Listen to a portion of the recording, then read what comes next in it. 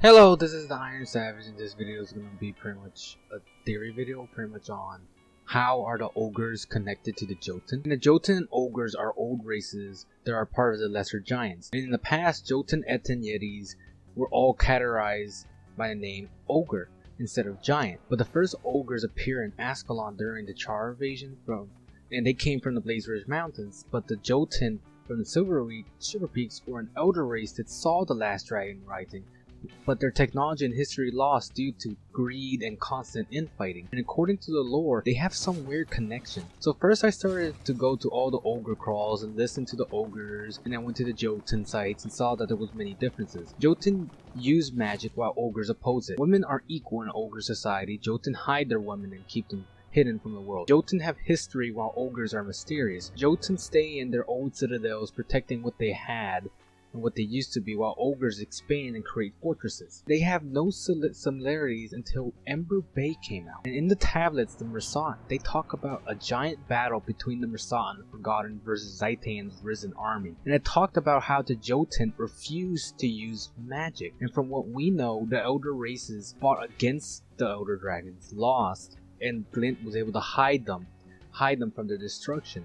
Then Duran the Lost talked about how the Elder Dragon Uprising conquered everything. So there's a conflict, because remember, the Mersats remember the Jotun running away with the other races, while the other races remembered that they fought. So what if the ogres are the Jotun?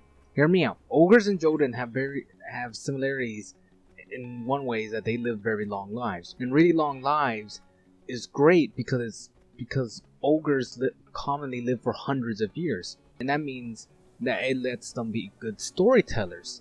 And you need to remember, the politics of the ogres are also revolve around the same way with the Jotun, where the most talented and the most strongest is the leader of the tribe. And Jotun and ogres for some reason are not affected by the code. And you need to remember also with the history, ogres have no history. Ogres are mysterious, so if they have any history, it will all be written by mouth, just like the storytellers of the Jotun. And you need to remember that ogres oppose magic, just like Mersat recorded in the last dragon rising. So what? They say, oh, but they look very different. Well, the Jotun say they were punished by the gods, but the constant inbreeding warped Jotun, because Jotun used to look a lot different before their collapse, and because of older art and sculpture to depict Jotun as better looking. And you need to remember, Yetis and Ettens are supposed to be in the same category of Jotun, so what if they're just so inbred that they just became these horrendous monsters? And you need to remember, because rabbit worshippers confuse Jotun for a Yeti, and same goes for Etten.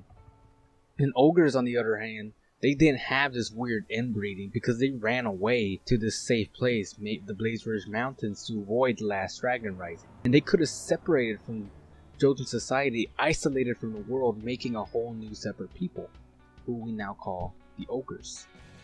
And thanks guys for watching. Please be safe, have a good day, and subscribe. Man.